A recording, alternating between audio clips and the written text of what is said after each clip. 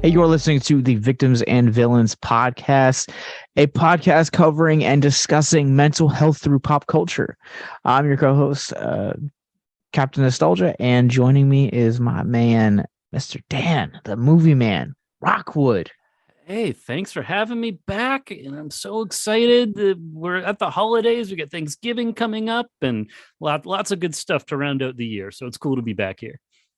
Yeah, and like the movie slate for this year, like this movie's been an incredible year already for movies, but like just like looking ahead at the next couple of weeks, like you have Violent Night, The Whale, like I mean, so Oh, many yeah. good things are coming out. Yeah, I actually just picked up my tickets for Avatar: The Way of Water today, which comes out mid-December. So I'm a huge Avatar nerd, so I'm looking forward to that. But you're right, Josh. There's so many good things that are coming up. This year has been pretty strong, and this is the first year that I feel like a lot of people have been returning to the theater. I know you and I went, the previous year and have been going since then, but there have been a lot of movies that have been hitting it big. I think Top Gun Maverick is like one of the highest grossing films of the year, if not the highest grossing film. So there's been a lot of people going to the movies, and it's nice seeing people coming back. Yeah, Top Gun was probably one of the biggest surprises this year because I feel like the original one like I could like take or leave, but like the second one like floored me with like how good it was.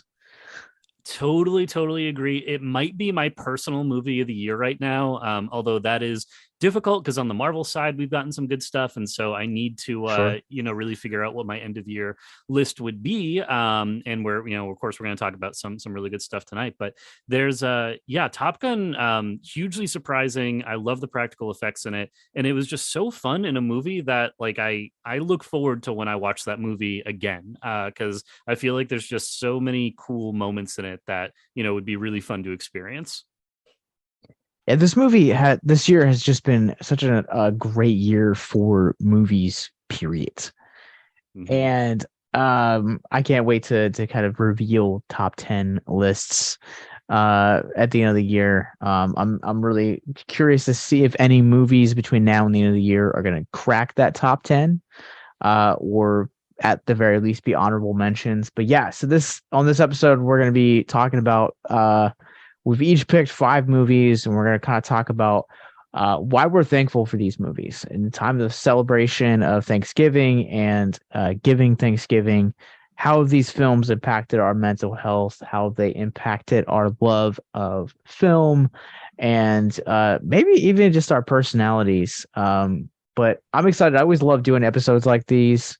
And yeah, I'm excited to talk about some of the movies that I have on my list because I don't think we've actually done episodes on them. Some of them we have, but most of them we haven't. Yeah, and I think with mine, I mean, there are some. It's hard with me because I feel like when you get to know me a little bit, it's my tastes tend to be a bit predictable in terms of like what I like, what I'm excited for, what I kind of return to year after year. But you know what, consistency can be good too. So we're going to get into some of the stuff that I have been really thankful for that has really affected me and helped me throughout the years. And I feel like each of the movies that I'm going to talk about tonight, there are specific memories attributed to them of like going through a tough time or times when I just needed that extra support, and it was there for me to kind of assist me as I needed that help. So I think it's important, especially as people are listening to this, to just think in your own lives of like what really helps support you and what has lifted you up when times have gotten tough. It's always good to keep that stuff kind of in your back pocket and know what you can turn to and who you can turn to when stuff like that goes down.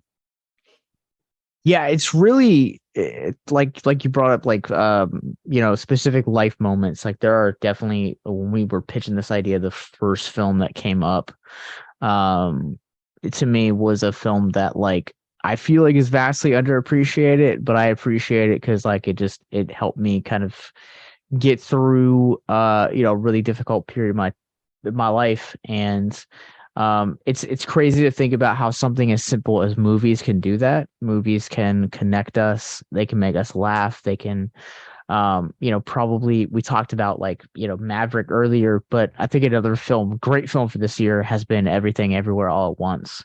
I think Mhm. that movie is a movie that encompasses comedy, a riveting story, um, you know, eh, oddly possible, logical, like multiversal travel, and how it would be possible.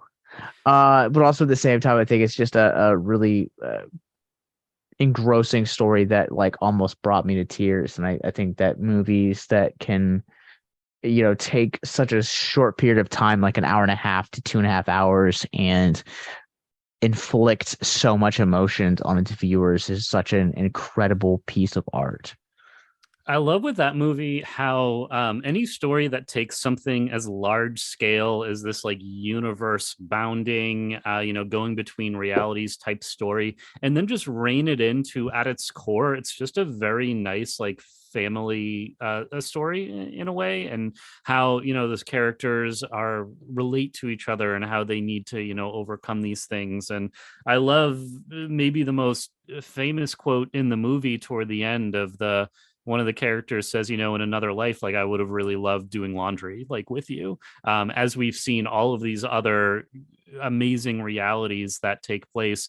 And then, our characters kind of realize that like the one that we're introduced to, kind of the most mundane one, was really a pretty great place to be, even though it was difficult for them to see at the time. I don't want to get into spoilers of what ends up happening, all the crazy journey that they take, but for a year that has been strong, very strong with those types of movies, everything everywhere all at once, was a delightful surprise. And I went into it not knowing anything, so I was like, I don't know what is going on here. And it was fantastic, and it was confusing, and it was fast paced, and definitely a really good time overall. Yeah, I agree. I went in with like try to go in with as little knowledge as possible, and I feel like I was affected more because of that. And so yeah, I just want to echo what Dan just says, like go into this movie literally as you know as knowledgeless as possible Mhm. and enjoy it. Absolutely agreed. So for on my list, I feel like I'm editing my list in real time now as I really start thinking more about this and as we talk about this. Because one of the movies on my list, I mean, I have Star Wars on my list, but I talk about that so much, and people know I love Star Wars, and you know what Star Wars is. And we can talk about that later, maybe another time. Something that came up, and Josh, I do want to talk to you a bit about, because I know this past weekend, we had some incredibly sad news that Jason David Frank passed Mm. away. Tommy from the original Power Rangers. That was extremely difficult. I know it's difficult for his family and the people closest to him. As someone who grew up with that character, with that actor, I had the pleasure of meeting him at a Comic-Con a few years ago. Just incredibly nice and kind. That was that affected me quite a bit. And Josh, I know you guys did a live stream just last night from when we were recording this about him. I didn't get the chance to tune in, but I appreciated that we were able to do something over here about that, because what a career, and what a great guy taken too soon. But that brings me to the Mighty Morphin Power Rangers movie from the '90s, of which he was a leading role in, with Ivan Ooze, if you remember that one. I watched that movie so much, and I loved it to the point where I had another VHS tape. It might have been like The Page Master or one of those other movies that had the trailer for this movie. And I watched that entire VHS tape just to watch the trailer. And for some reason, in my young mind, I didn't know that I could just rewind and watch that trailer over and over. So I would sit in front of my TV for 2 hours watching this other movie just to get to the end, to rewind it to the beginning to see the trailer for Power Rangers again. But I genuinely love this movie, and I feel like when you look at the concept of nostalgia and be like, well, I only liked it as a kid. No, I will fight that this movie holds up and is genuinely good today. as it was back then. Sure, there's some cheesy moments, but there are some amazing character interactions in there. The action I felt like was pretty well done. I shared a clip last night of the Power Rangers fighting the Ivan Ooze children off at the construction site early in the movie. Like that was just so well choreographed. Jason David Frank especially just had some really great, like amazing martial arts moves in that scene. And just a movie that I've held on to since I was a young kid, and every time I watch it, it just transports me, not back in time, not back to being a kid, but back to when like Power Rangers were pretty close to being the center of my universe. That universe has since expanded quite a bit out, but there was a time in my life where it was like, Power Rangers, Pokemon, and Super Mario on the SNES. And those were the things that I loved and the things that I really took in. So I had to put the Mighty Morphin Power Rangers movie on this list because it was definitely a big impact for me and one that I still hold on to today. So I'm actually gonna share my screen right now, and so for those of you guys that don't know, like if you guys have ever been curious when you pull up like us on your favorite podcast streaming platforms, and you always kind of get to see this purple hand holding a hourglass. I've never had a context to explain this until now. So the hand that's actually holding that hourglass is supposed to be Ivan Ooze. And he's supposed to be a representation of all villains in every type of media. But the hourglass essentially represents a season running out. So it's actually supposed to our artwork is actually supposed to be a representation of, even if you feel haunted by the villainy of depression or suicide or any other things from mental health bogging you down right now, it's only a season. It gets better. And in the ends of the Power Rangers movie, after they go through terrible CGI, look, I don't care how much you love this movie, that CGI does not hold up. They win. Mm-hmm. Yeah, I mean, they're able to come out victorious, and they literally have to travel into space, and this is before Power Rangers in space and before Lost Galaxy, to a faraway planet to figure all this stuff out. I never knew that about the logo for Victims and Villains. Who designed that, by the way? Who put that together? So that is Candace Lowry. She used to do art for us way back in the day. She still does do art, and she's since stepped away from doing stuff with us, but please go check her out. She does amazing art. She has a very, very unique style, and one that I really, really still love to this day. Nice. That's awesome. And I think Ivan Ooze still lives in my conscious as one of my favorite villains. If they were ever going to do a remake of this movie or a reboot and want to like bring Ivan Ooze back, man, I'd be so on board with that. And I would want to see that immediately, especially, and sadly, I don't know the actor's name, but if they got the original Ivan Ooze to come back to do something with that, I think that would be really amazing. But we have the thing that I loved about Power Rangers and how it just stuck with me for so long. I mean, I'll still go back and watch like some old episodes or some of the movies. I mean, we're talking about the Mighty Morphin Power Rangers, but like Power Rangers Turbo, I really loved and really enjoyed back in the day too. Like there's just a lot of good memories attached to that. And I appreciate that I have, those actors and that piece of storytelling to kind of live on, 20, 30 years later after the fact. So it has been pretty great. Yeah. So absolutely. Before I share my my first pick, I am gonna go with. I'm just gonna let you know that the gentleman's name played Ivan Ooze is Mr. Paul Freeman. He is, and this is quoted right from his IMDb autobiography. It says, probably one of Britain's most underrated actors. And he's also the main antagonist in Indiana Jones and the Raiders of the Lost Ark. Oh, is he really? That's amazing. Yeah, it's kind of weird to see him without the makeup. because he looks exactly like Ivan Ooze, just white instead of purple. That's incredible. Wow.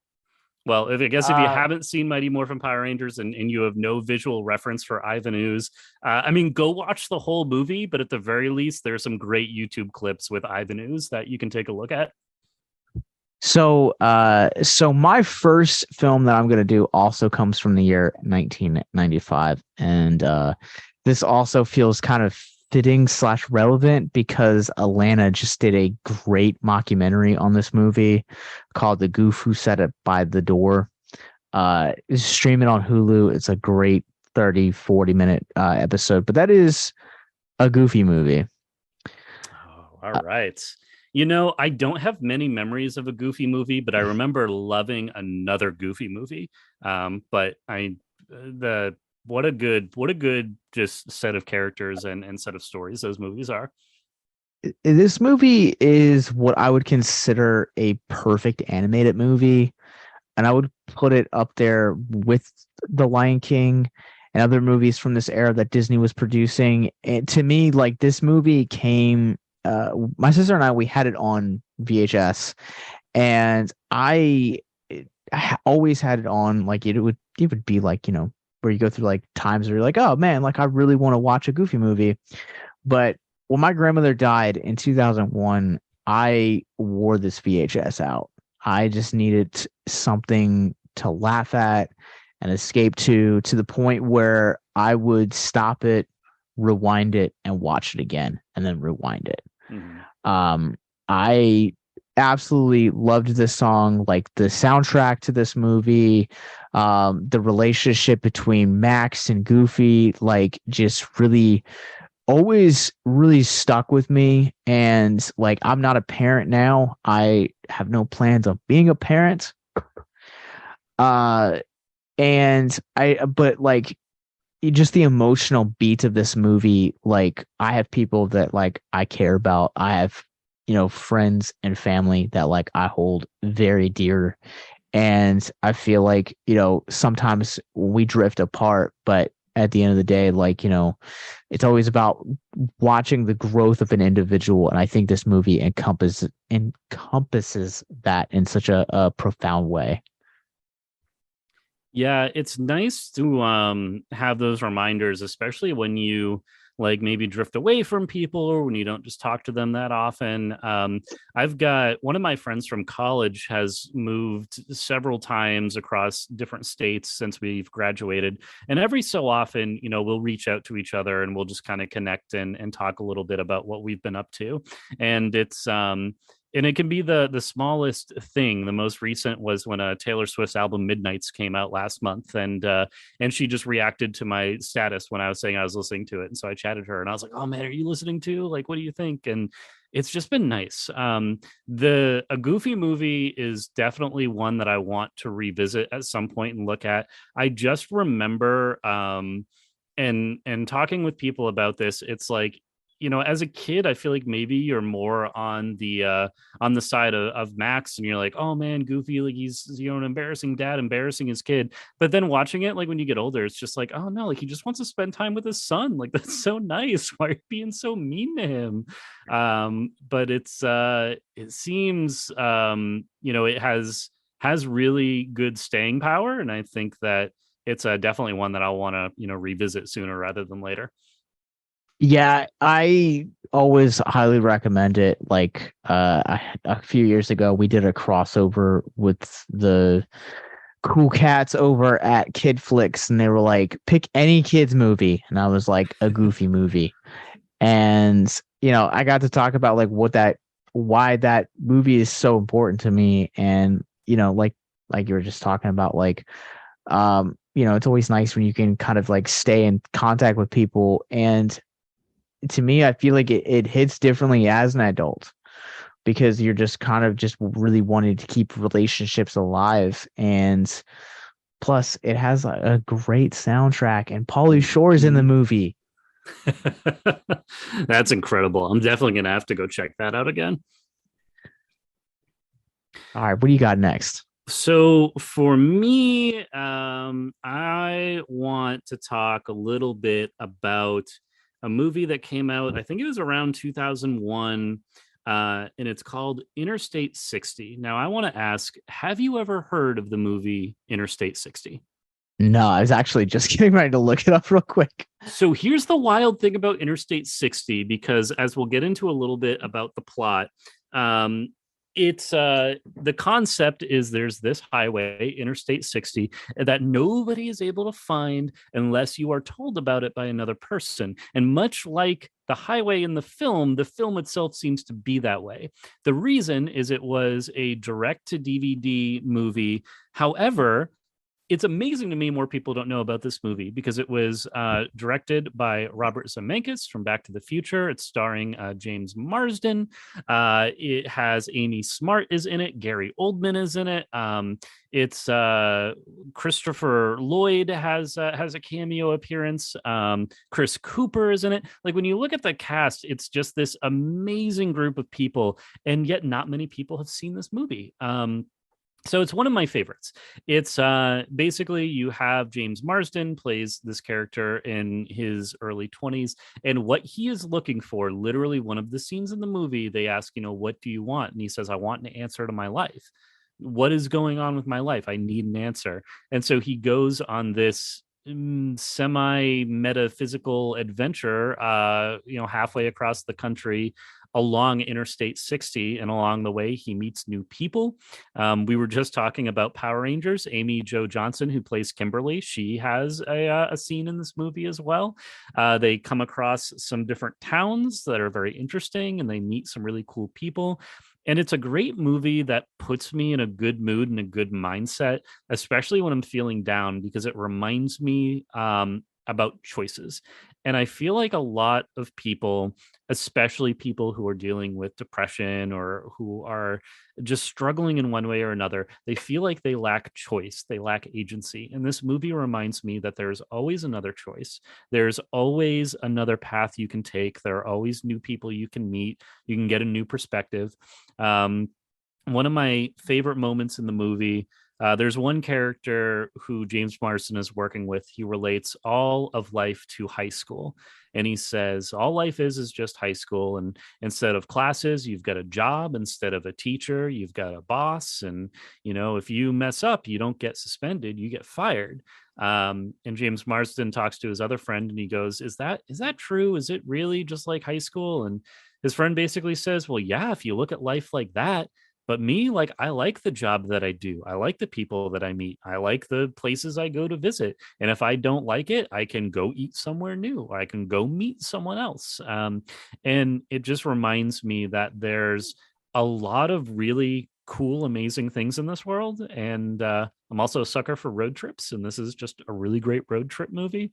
So definitely one that I would recommend. It's only about an hour and a half long. It's fun. There's some good comedy in it. And, I'd say it makes you think a lot about, priorities and what's important in life, and really where you want to go, and who you want to speak to, and how direct you want to be with those words. There's some really good family dynamics in this, particularly with James Marsden and his father.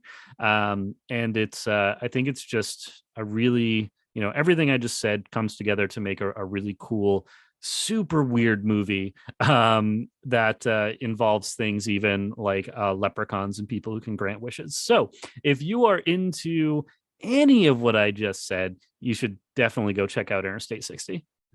So this movie's streaming for free right now on Tubi, and the cast is stacked. Mm-hmm. You mentioned James Marsden, Gary Oldman, Amy Smart, Christopher Lloyd, Chris Cooper, Kurt Russell, Michael J. Fox, and of course, Amy Jo Johnson. Like, this movie is... It baffles me that this is a direct-to-video release with all of the talent behind it. And I don't understand it. I don't either. And it's a movie that, because it came around right after the turn of the millennia, and it's a really good reminder that the vibe of 90s movies really stuck around until like 2002, 2003. Because this movie in a lot of ways feels like a 90s movie, but it was early 2000s. So it's good to keep in mind.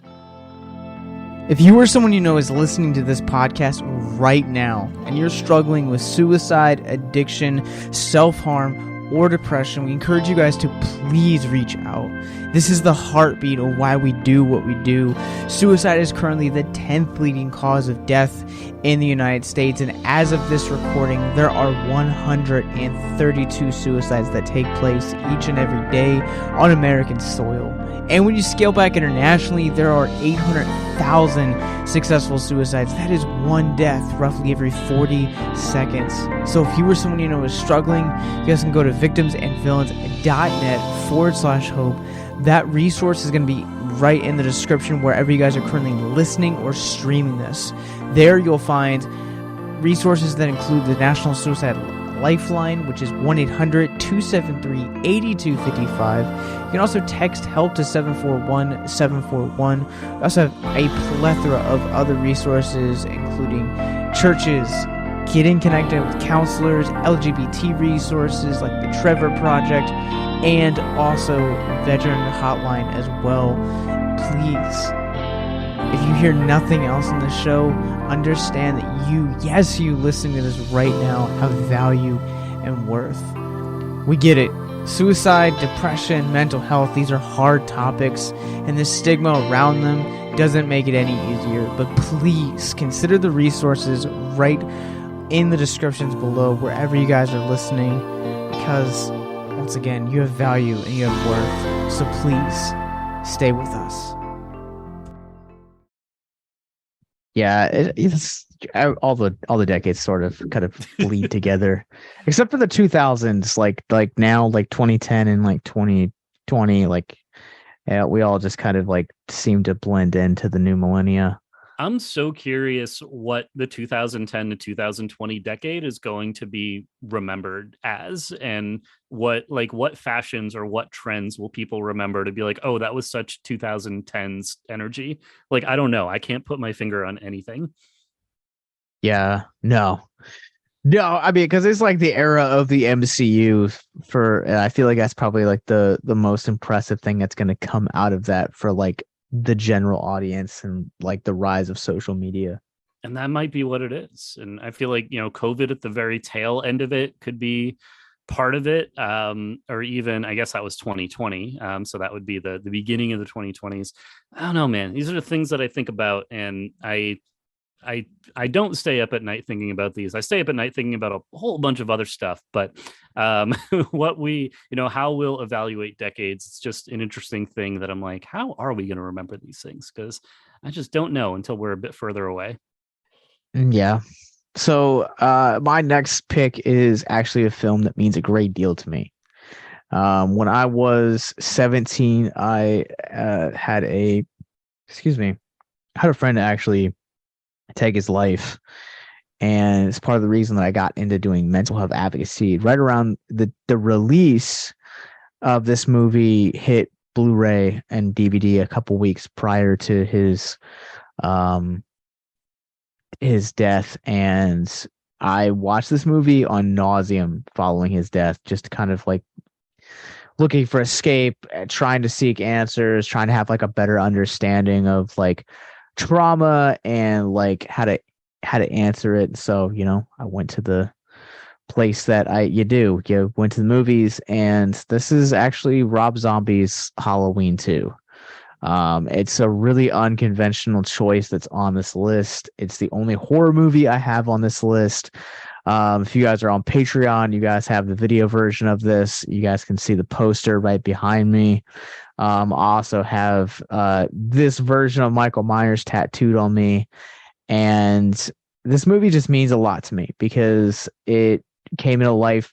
For those of you guys that haven't seen it, or have tried to erase it from your memory because you just hate it, Rob Zombie, I get it, is a very polarizing filmmaker, but he took the events and the trauma of Laurie Strode, Sheriff Brackett, and Annie Brackett from the first film and really explored what that looks like 1 to 2 years later, and how something like a mass murder how that affects your mental health. And I just think that the exploration of mental health in this movie is incredible.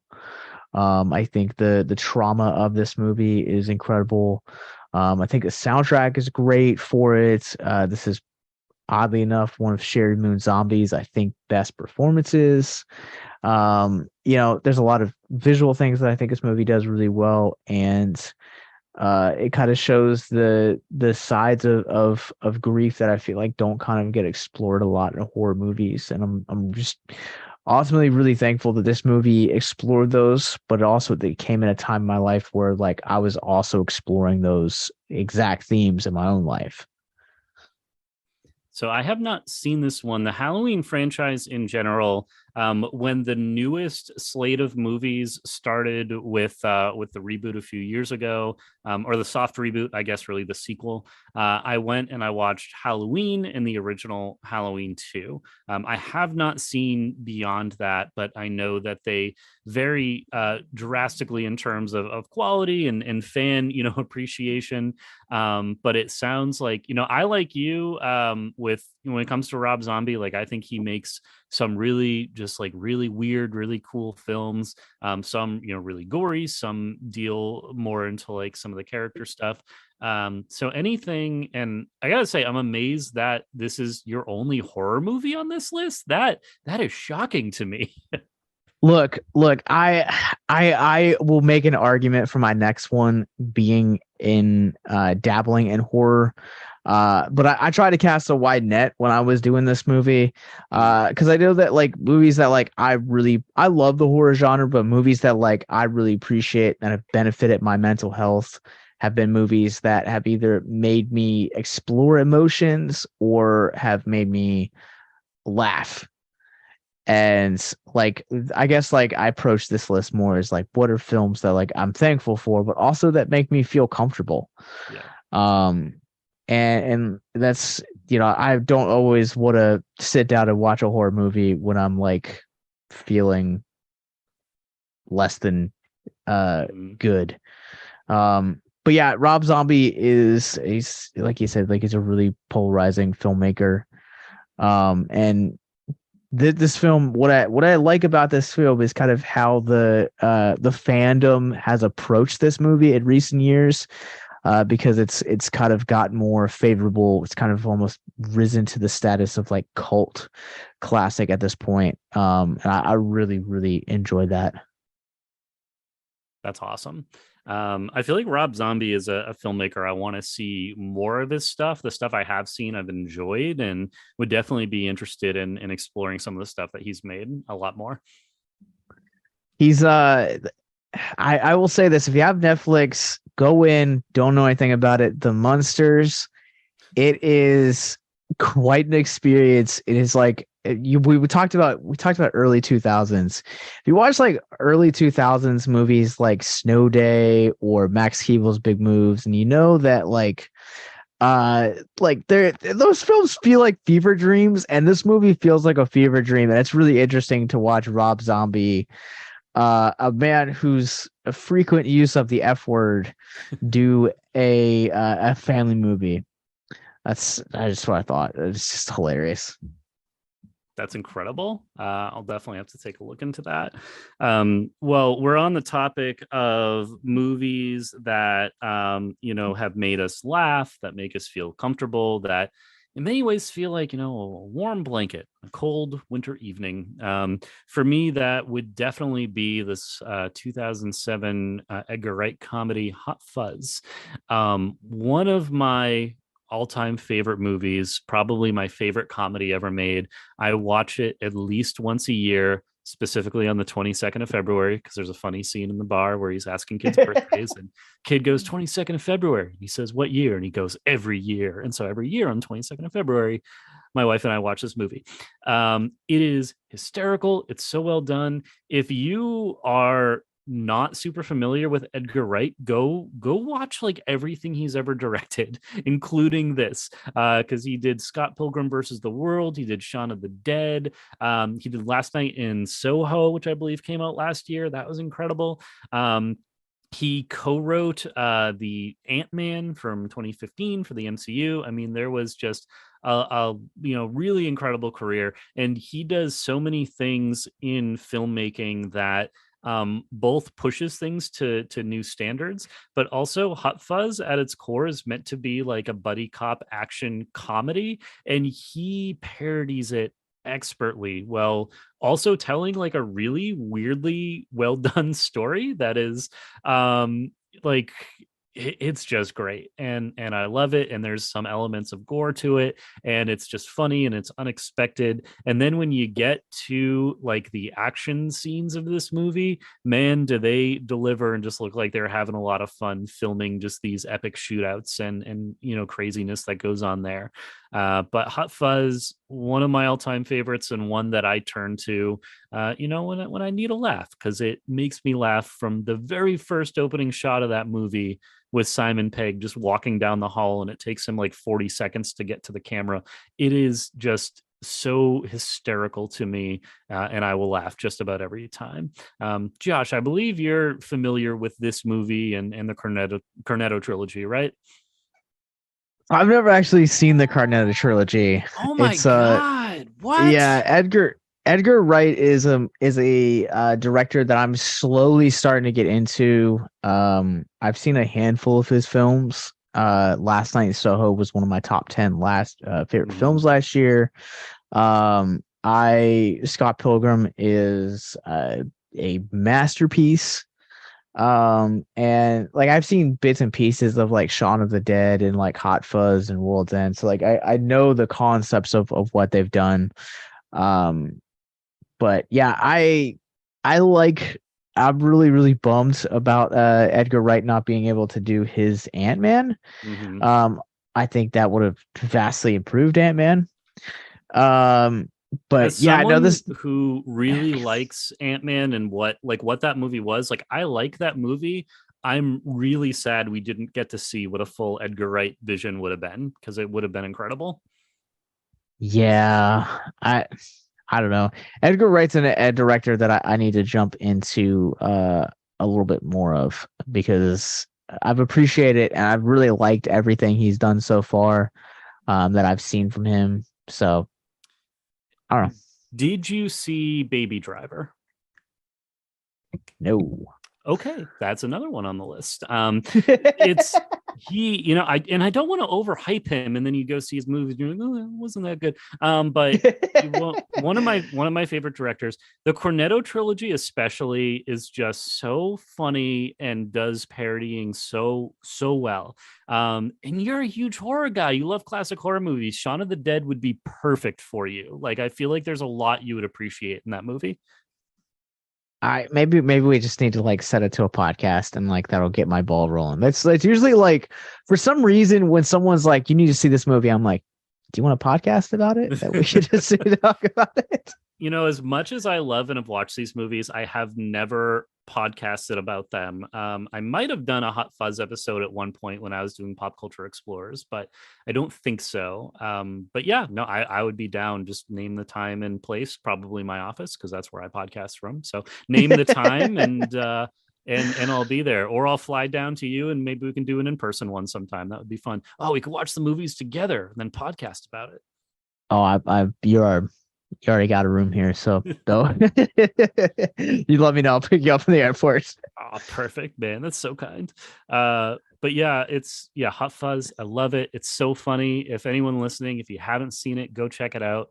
The whole Cornetto trilogy. To give you an idea, Cornetto being the ice cream that is like multiple flavors. So these movies are, a little different flavor, each one. Shaun of the Dead, it is going to parody like so many horror movies and zombie movies specifically. Hot Fuzz, action movies. It does a lot of like Bad Boys 2 and Point Break and a lot of those like 90s and early 2000s action films. The World's End is the one that I want to say the least about, because that is the movie that to me is the funniest, the less you know about it. But it takes, as a broad just description, it takes a movie like The Hangover and then parodies that, which is in of itself a parody of like college drinking party movies in a way. So it's it just does it extremely well, and I recommend people check them out. All right. All right. So we'll be expanding on that conversation then. Good. So my next one, earlier this year, I was in a do you ever get to I don't know how your viewing habits are, but this year I've been just like conquering like either like franchises or like directors. And so that's been like my viewing pattern for a lot of this year. Yeah, I'll usually do, if I'm going to do like one movie in a franchise, I'll typically try and just like crush the entire thing. I haven't gone director by director, but that would be a good way to go through and just see like the trajectory of someone's career as you're, checking out each of their movies. So I started that earlier this year with Guillermo del Toro. And then when I finished him, I went over to David Lynch, who I'd only ever seen Eraserhead, keeping in line with polarizing directors. David Lynch is the madman behind Twin Peaks, or at least one half of them. And I consumed everything this man did this year. I think he is the director of 69 films, most of which are short films, and I have seen 67 of them this year. All right. But the one that I picked is Lost Highway, which is probably the best film I think he's ever done. Like Twin Peaks: The Return is the best thing he's ever done, but The Lost Highway, the thing I really like about David Lynch, and specifically with Lost Highway, Mulholland Drive, and Inland Empire, is that these are movies that I feel like really challenge storytelling and what is actually capable of taking place within a set amount of time. That's what I like about David Lynch, is that like David Lynch is a director that really he's a storyteller at the end of the day, but he's telling a story that is really making you think. And when asked in interviews, what does this mean when a character does this, or like his thing is always, I don't know, figure it out for yourself. It's always left to interpretation, and I really respect that about him. And so like Lost Highway is a movie that is probably a newer one that's on this list for me, but it's one that I'm very thankful for this year in discovering and just jumping into his filmography, because he is a director that I truly have the utmost respect for, and he's just truly a tour de force when it comes to the medium. Nice. I have not seen Lost Highway, but one of my favorite songs is Life is a Highway. So if it's anything like the song, I feel like I would love it. But I did. So earlier this year, really just a couple of months ago, I tried to time my like kind of creepy watching this for the fall.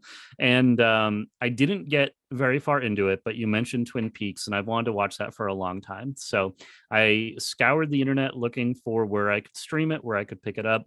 I don't know if it's currently streaming. If it is, it's on a service that I'm not subscribed to. So that option was kind of out. So I went to my local library, and I went ahead and was able to check it out from there. And oh, look at that. You got the Blu-ray collection. That's cool. Very nice.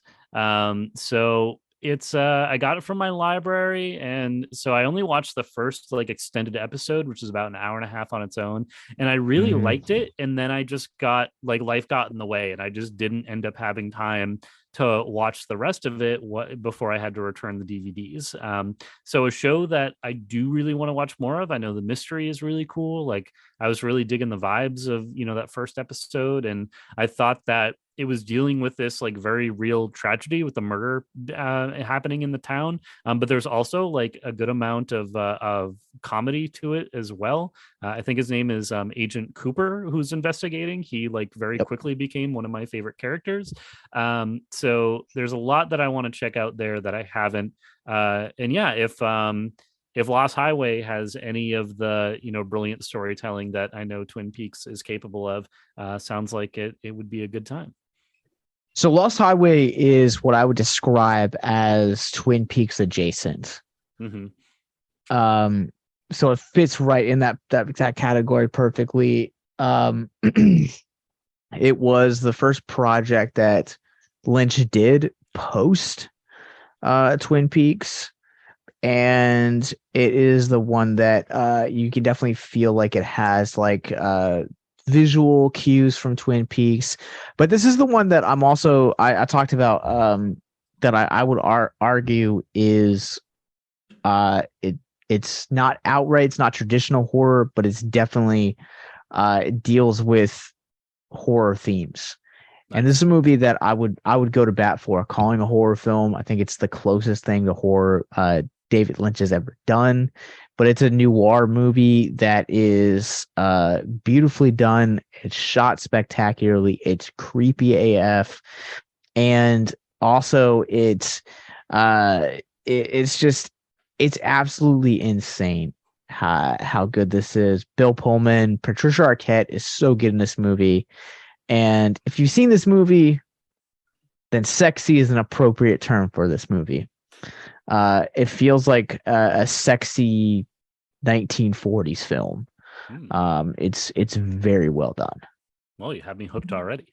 I'll definitely have to look into that. And I like, I had a point that I was going to make and then I lost it and just came back to me. So you mentioned like defining a movie as horror or having it be like, horror elements.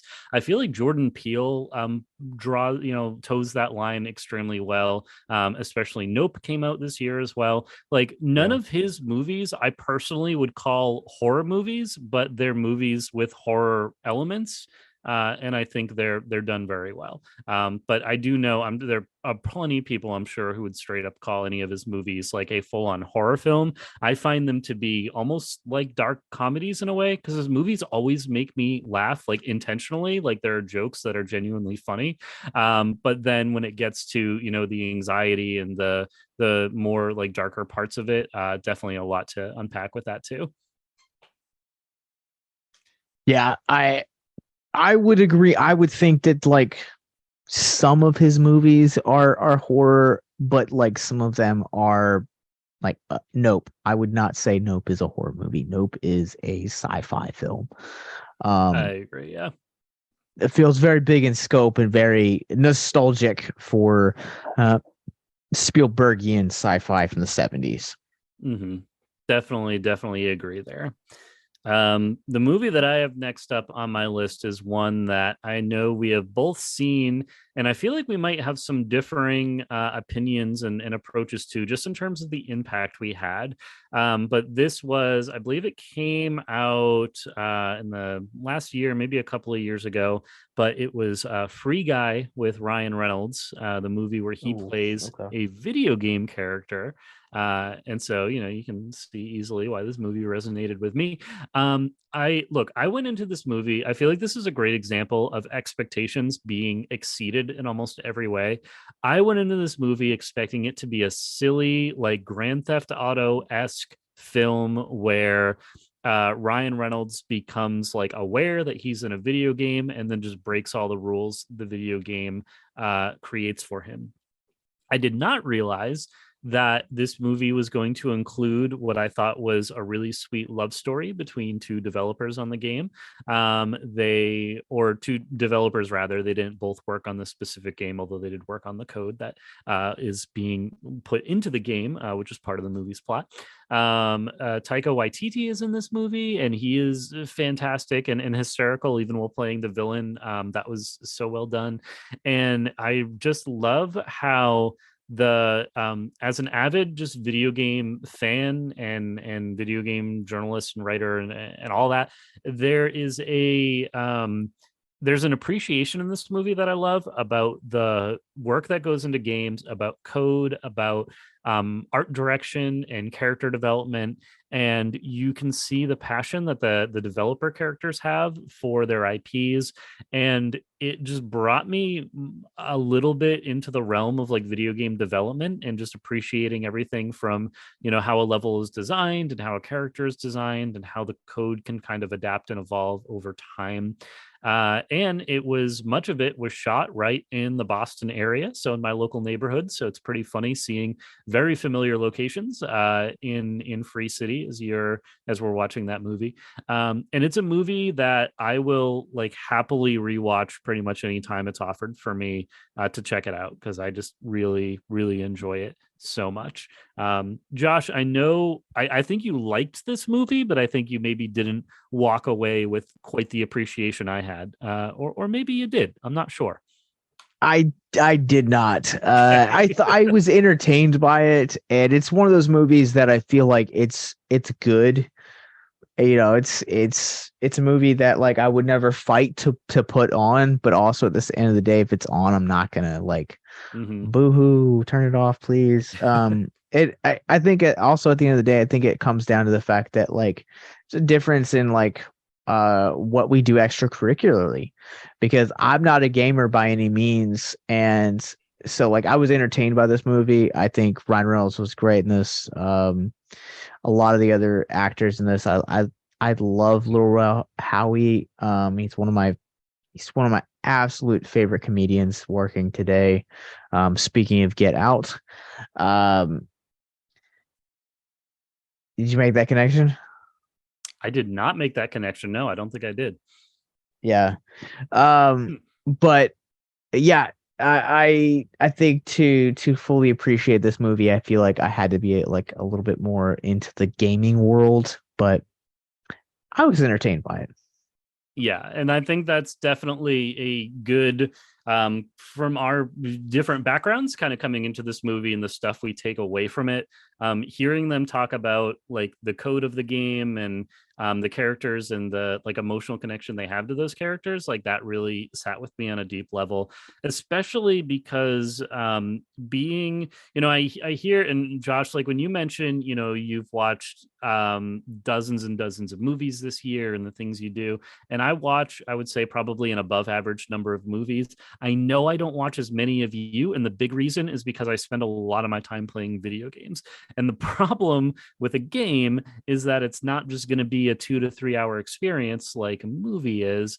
The newest God of War came out just about 2 weeks ago, and I have spent about 26 hours on that game over the course of 2 weeks, and I could have watched 12 or 13 movies in that same time, but I've spent it on a single game. So it's definitely more of a time sink and trying to figure out, where you want to spend your time and what you want to spend your time doing. So from that perspective, I watch fewer films, but when it comes to movies like this with the gaming, it's like, it feels like it's validating, the dozens of hours that I'm committing to like experiencing these worlds.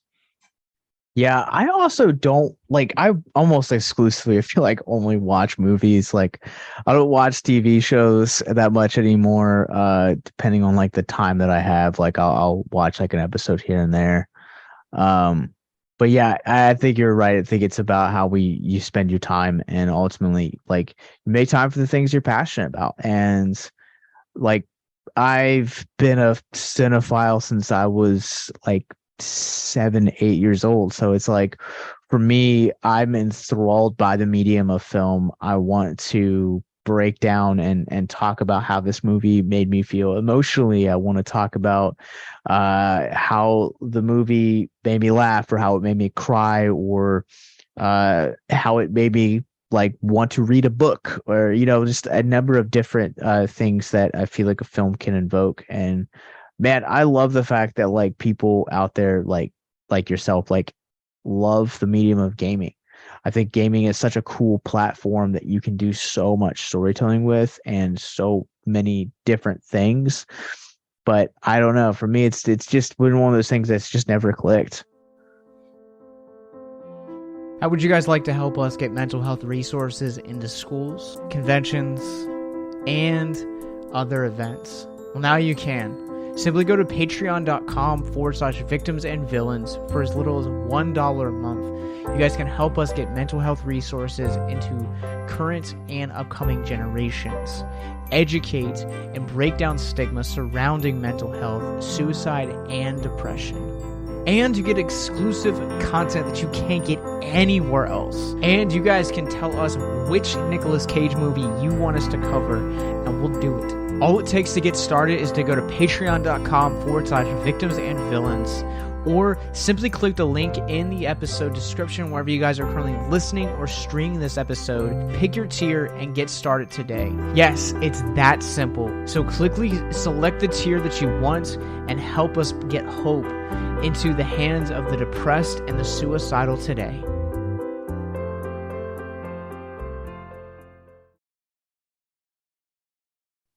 Totally. And it's not going to be something that connects with every person.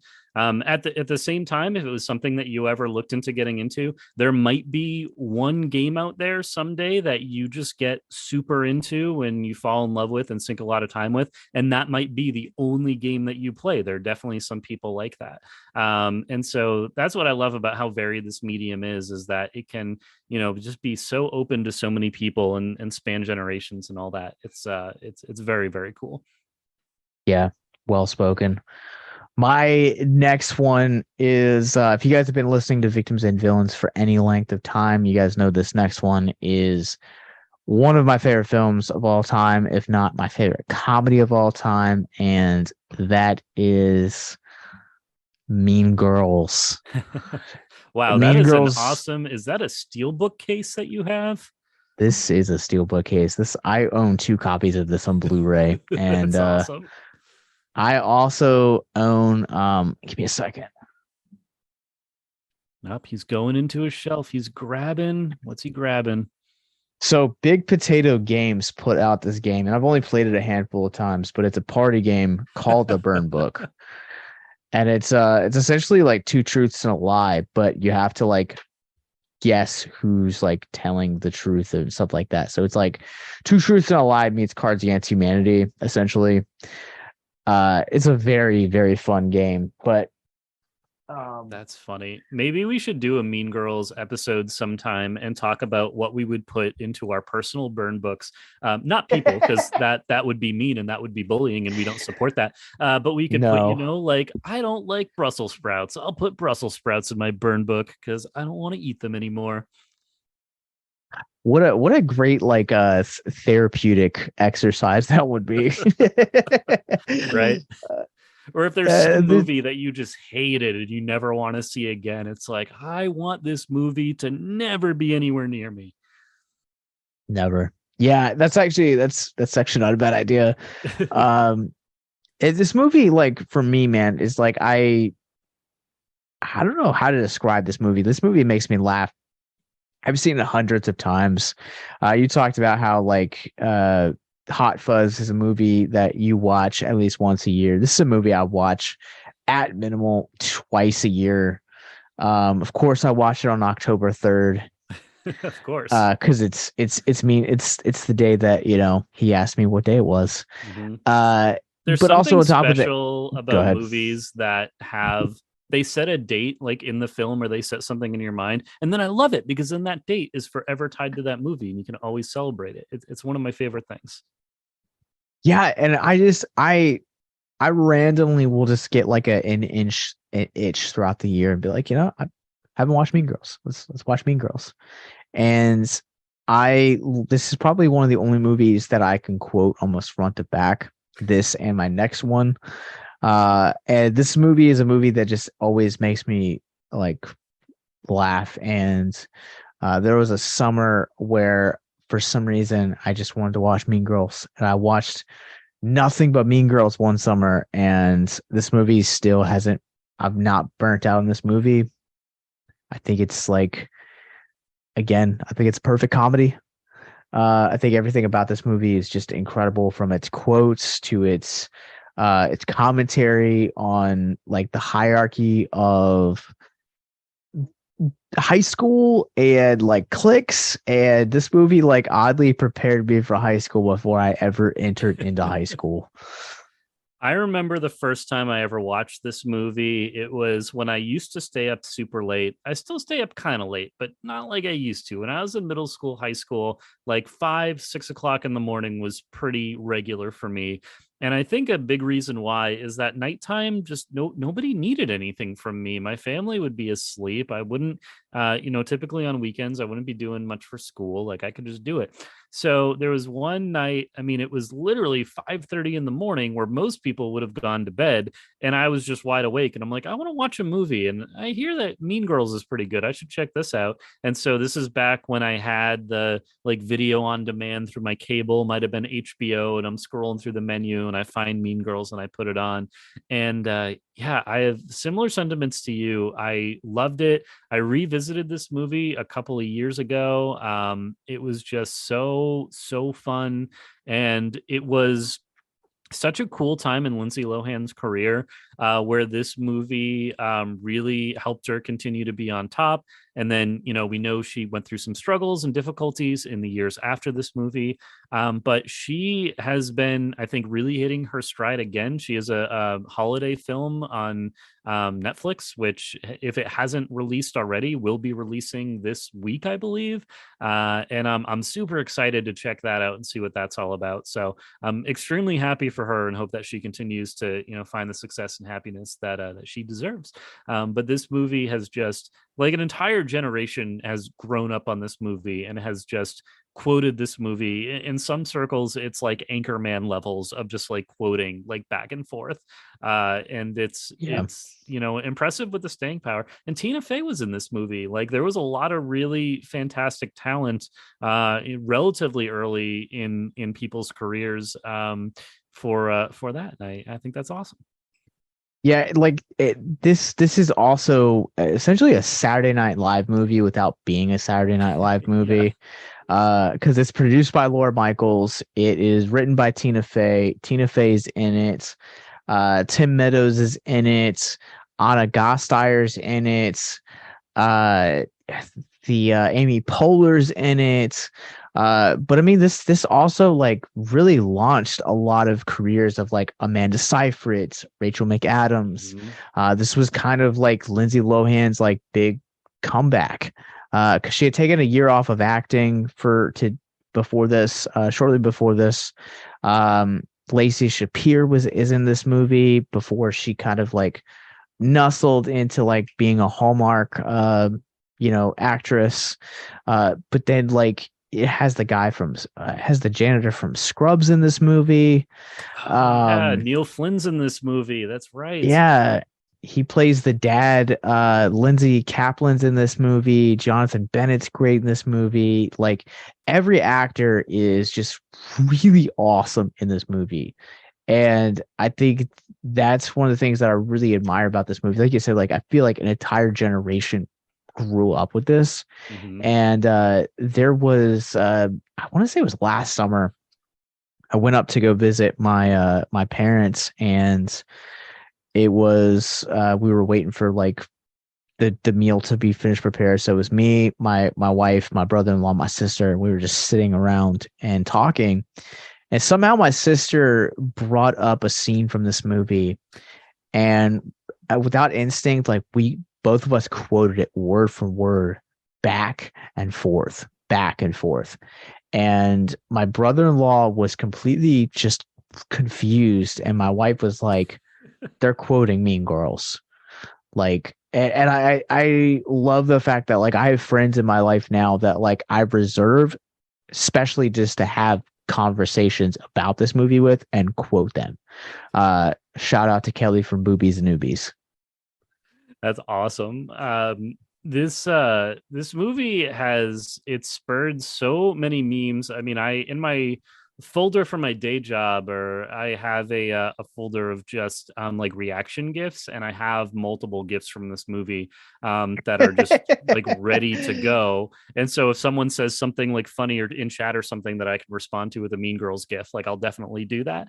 And it's just hysterical, and it's so well done. And I feel like this is a movie that is weird to think how long ago this movie came out, because like we're going to be hitting the 20th anniversary of this film not all that long from now. Yeah, just a Two couple of years. years. So that's insane to me, and that's sounds like we should do something big as a podcast to celebrate the 20th anniversary.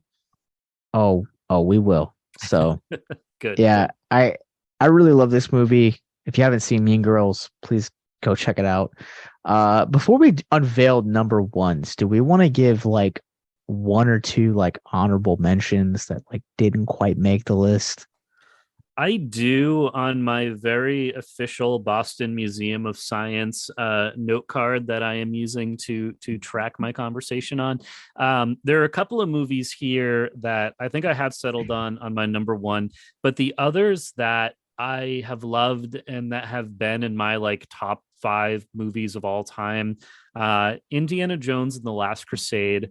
I love all the indie movies. Last Crusade weirdly was the first one I ever saw, and I just fell in love with it. Sean Connery was so great, and that movie has all of the like quintessential pieces of what a great adventure movie should be, and that's one that I will revisit and watch pretty much anytime. The other movie on my list, Lord of the Rings: The Two Towers. I love all the Lord of the Rings movies, but something about the Two Towers, the Battle of Isengard, the meeting the Ents for the first time. You have all of those amazing shots of Gimli and Aragorn and Legolas just like running across the mountainsides of New Zealand. Like there are so many really cool moments in that movie, that it's just a really amazing sequel, and one that whenever I do Lord of the Rings like rewatches, that's the one that I typically look forward to the most. So neither of mine are sequels, my honorable mentions, but I will say they have also kickstarted franchises that are still running to this day. And the first one I'm gonna say is Scream. Scream was one of the first films that really got me into horror.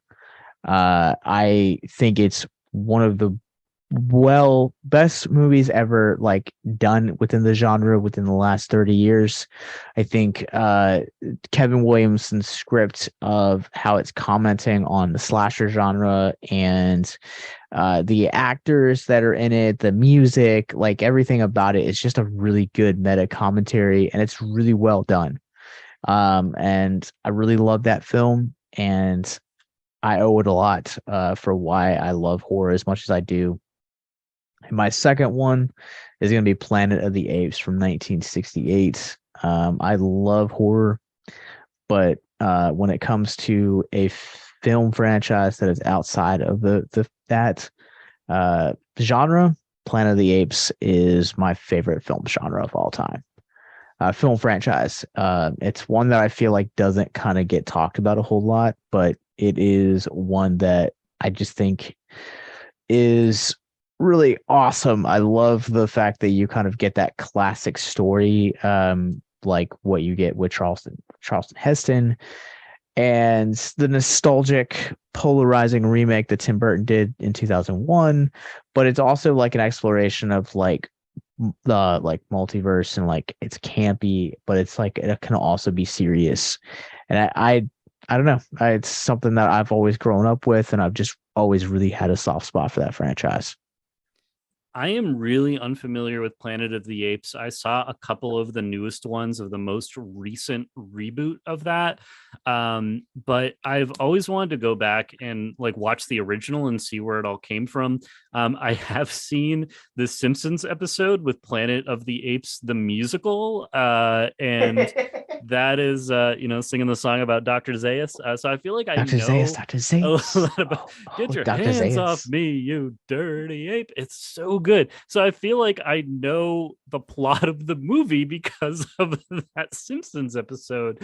So sometimes, and it's wintertime, which historically I don't like winter. I don't like the cold. I don't like how it gets dark. But the benefit of it is I can stay inside and just watch a lot of good movies and TV and play games. And so I think maybe this winter season, making some popcorn and doing like a Planet of the Apes night would be really fun. There's only 9 of them, so man. It's good. I can knock that out in a weekend. That's fine. Yeah. Nice. Yeah. I think I might be, or I was just getting some echoing back on your end, but it sounds to be not happening anymore. So good. Cool. All right. Cool. Well, what do you have for numero uno? For me, and I literally said earlier I wasn't going to do Star Wars, but I'm going to do Star Wars, but I'm going to do it in a different way and just not talk about how much I love Star Wars, even though I am going to do that. For me, there's so many movies, there's so many animated series and Disney Plus series now. I want to focus specifically on one of my favorites, which is The Force Awakens, Episode 7. The sequel trilogy gets a lot of hate and it gets a lot of criticism, and some of it's warranted and some of it is just racist and sexist, and I try to ignore it. But it's fine to not like something, but let other people enjoy it if they like it. So The Force Awakens, for those of you who remember, Revenge of the Sith came out in 2005, and then we had the Clone Wars, and we had some other installments. But for theatrical releases, Revenge of the Sith was it. Star Wars went dormant for a while, again, apart from the Clone Wars. Disney purchased Lucasfilm. That deal went through in 2012, I believe it was, and they pretty much immediately announced we are doing a sequel trilogy. And so there was a lot of anticipation for The Force Awakens. A lot of people were like hyped about the trailers. I remember one of the final trailers aired during like a Monday night football, or it was Thursday night football. I remember because I was at the movies the night, and then I came home, and so it had a lot of people like myself tune into football for the first time ever to watch the Star Wars trailer. I like to think I was one of the first, if not the first person in the country to get my Star Wars tickets for Force Awakens, because tickets went on sale online after that trailer aired after like 10 o'clock. I happened to be at the movie theater that day seeing Crimson Peak, and I went up to the counter and I said, "Do you have Star Wars tickets available?" And the woman at the counter was like relatively new. She didn't really know the policy, and so she just looked and she was like, yeah, they're in our system. How many do you want?" And so I bought 10 of them because I knew I was going to be bringing like a large group of friends, and I was super excited. So this was at like 6 o'clock that night when tickets weren't supposed to go on sale until after 10. So I got my Star Wars tickets extremely early. The day of the movie, this was before AMC was doing their assigned seating. So I got to the theater. It was a 7 o'clock show. I was at the theater at like 1 o'clock that afternoon, and I just sat down in line, and there were a couple people in front of me, which was pretty funny. So there were a couple people, shout out to them, who were even more dedicated than I was. My friends came and met me when they were done with work, and we would like take turns going to the bathroom and stuff. And then the audience energy of the theater that night was just unbelievable. I really like The Force Awakens. I have amazing memories associated with it. It introduced like Rey and Finn and Poe. My cats are named Finn and Poe. It has just had a lot of influence on me and my enjoyment of the franchise. And I feel like it gets a lot of hate, and I'm not here for it. I love it, and it's important to me, and has been just a really fantastic time. And I'm excited for what J.J. Abrams did and for how he brought, Star Wars back when it had been dormant in the theatrical space for 10 years. I think that was really amazing. And I hope that we get to see something like that happen again. I think the Disney Plus shows have been great. They're definitely taking a break from the theatrical runs after the Han Solo movie and after Episode 9. But I do think when we start seeing Star Wars come back to theaters again, it's going to get audiences excited, because it's been a little bit, and I'm excited for that to happen again. Yeah, I think that for me, I felt possibly a sense of overload with all of the releases that we got so quickly. Mm-hmm. And when you look at the prequel trilogies, there was 3 or 4 years in between all of them. And I think that that's probably what that particular trilogy needed. I'll keep it at that because I have some differing opinions. But yeah, I remember, man, like I remember the hype was so real for that movie when it came out. I remember like walking out of the theater and just being amazed by it. And I've gone back and I rewatched the trilogies a couple years ago, and I was surprised by how well they held up. And Star Wars, I feel like, is one of those franchises that it's, you know, say what you will about the fandom, but as far as like the movies go, I think that the movies, like for the most part, like all of them surprisingly hold up really well. I'd probably say the only one that doesn't hold up is episode 2, but every other one of them I think is a really solid, fun watch. Well, even the bad ones, there are good things that you can pull out for them. Episode 2, Sure. I feel like the costume design, even though it can border on the ridiculous sometimes with Padme's wardrobe, the costume design for me is really incredible. But there's each movie definitely has something you can take away from it. And if you've never seen Star Wars, like you have no idea even really what it is.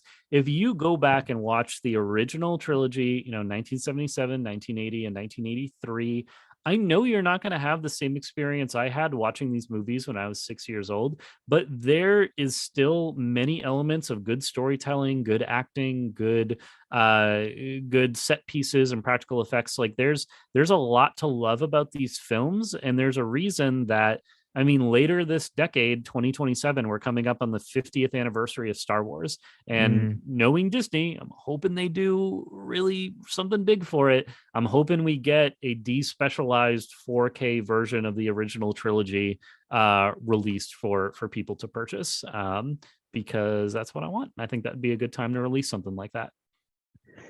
Yeah.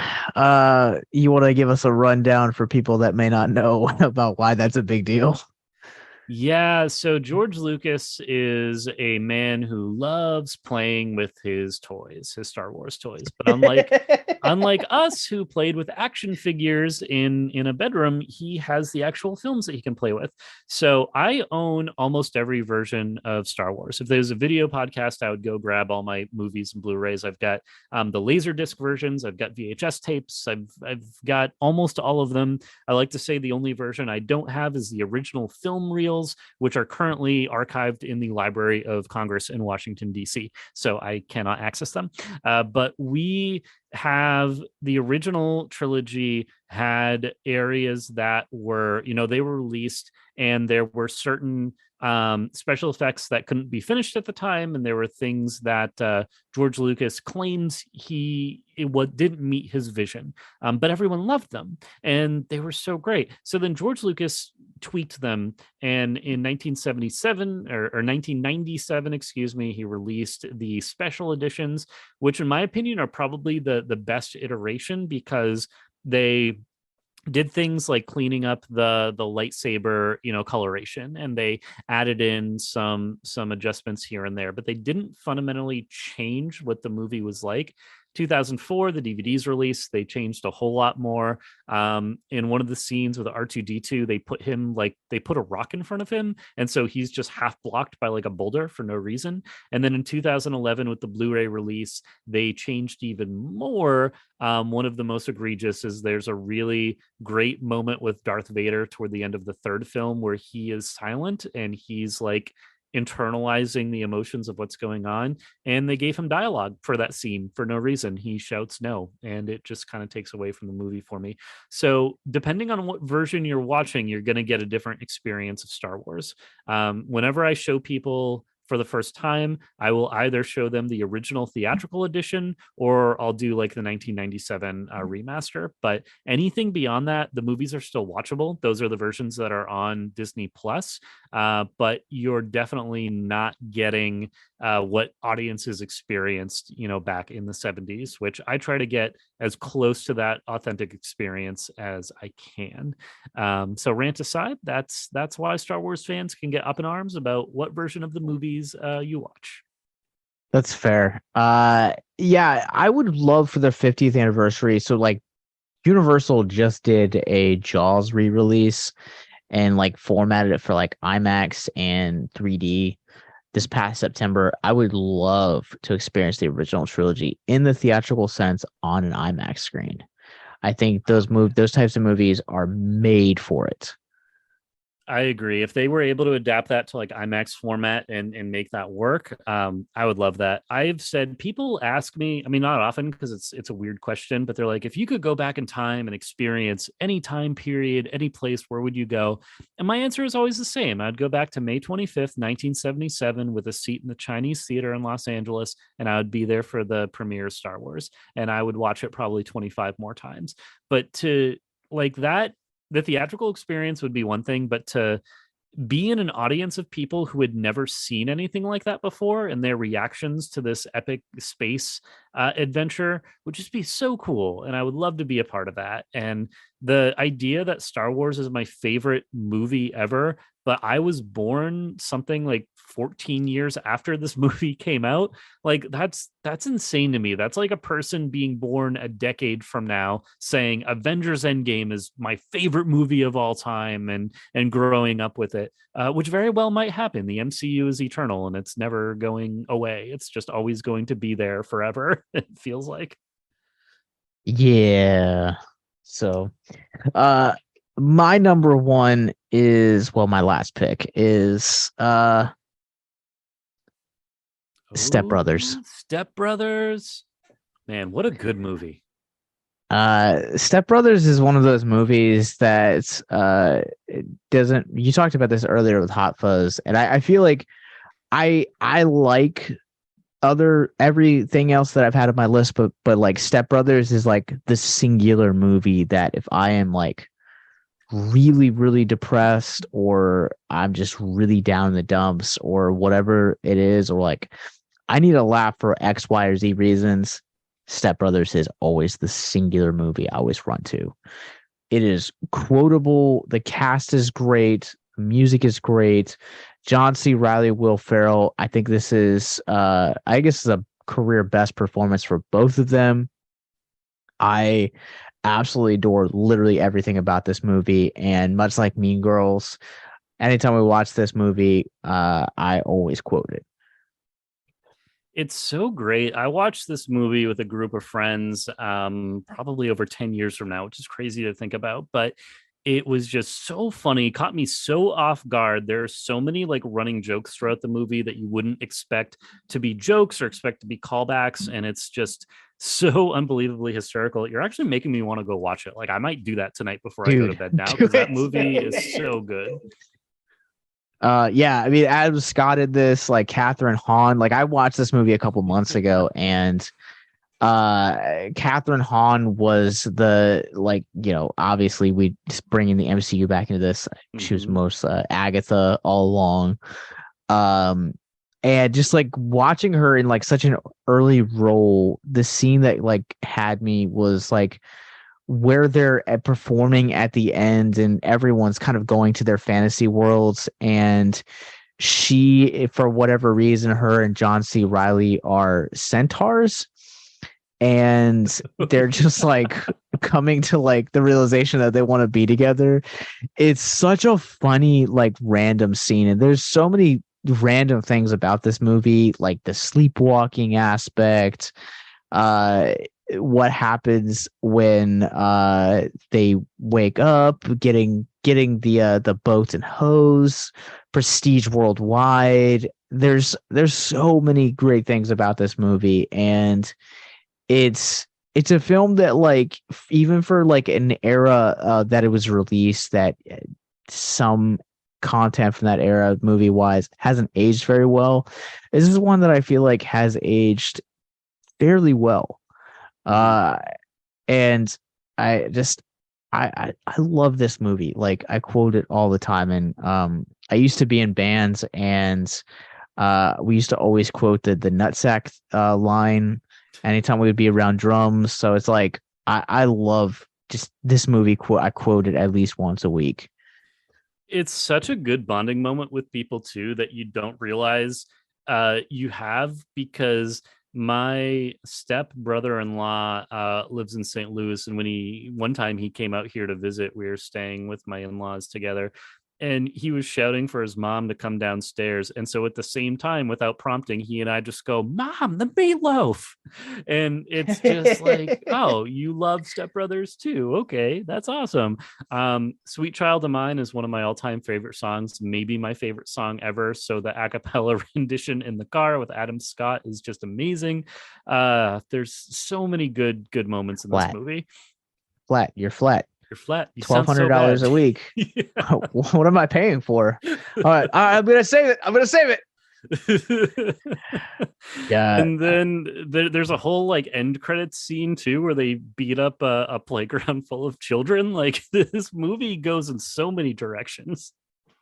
Yeah, I love the scene where they're like trying to like sabotage Adam Scott's deal to like sell the house, and they come in, and like the two sequences that they come in, he's like, "Leave me with the body, he just died." Oh my goodness. And then you have like the one is like one of them like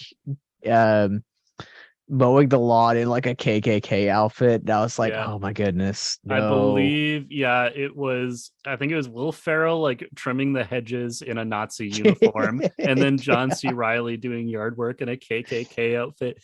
And the thing, the hysterical but also like really sad thing about that, in the context of the movie, it's funny, but I feel like particularly after the 2016 election and everyone was so polarized, there are these posts coming out that for me felt pretty tone deaf, but it was like, oh, stop watching the news and go talk to your neighbors. You'll find that they're actually nice. And then the meme was that moment in the movie of like, these are who your neighbors are. It's like a Nazi being like, hello, good morning. America. Crazy times. That's great. So good. Yeah, I'm gonna watch that. I got like a Thanksgiving little break coming up with some days off from work. I might need to watch that. That's a great movie. I'm probably gonna watch it at some point this week. I've just been like making a list of like comedies that I want to watch this week. Because I've been like, October obviously is my favorite time of year, and like being a horror file, like I'm like constantly watching horror. But like I'm on like a trip this week where I'm just like, I just really want to laugh. Just discover new comedies and revisit old ones. It's so good when you find a comedy that just sits with you, because sometimes it can miss the mark and you don't enjoy it as much. But when there's one that just has you out loud like laughing at so much, it's amazing, and definitely not something to be taken for granted. Yeah, that's the thing about like comedy that I feel like compared to like any other film genre, like I brought up Lost Highway, like I rewatched it last night. It's like the third or fourth time I've rewatched it, and like there are so many like little details that David Lynch throws in that like I'm just like amazed that like even after multiple viewings I'm still catching stuff. And with this film in particular, like comedy, what I think is really a sign of a true like masterclass when it comes to that genre is being able to repeatedly laugh at the same things and never having them get old.